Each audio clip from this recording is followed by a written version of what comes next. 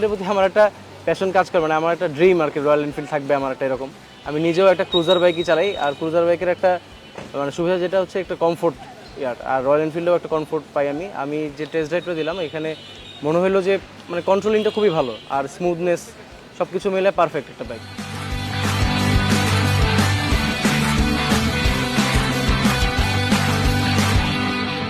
চিন্তা ভাবনা করছি যে হচ্ছে এটা নেওয়া যায় কিনা, সেই লক্ষ্যে একটা টেস্ট ড্রাইভ নিলাম। খুব কমফোর্ট, বসে আরাম এবং একটি রাজকীয় একটা ভাব দেয়। ভালো লেগেছে ওভারঅল।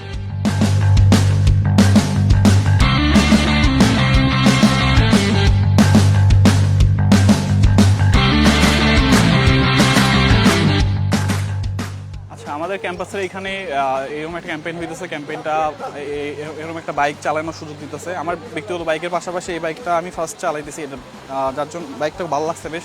আর ক্যাম্পেইনে যে ভাইরা আছেন ওনারা বেশ হেল্পফুল।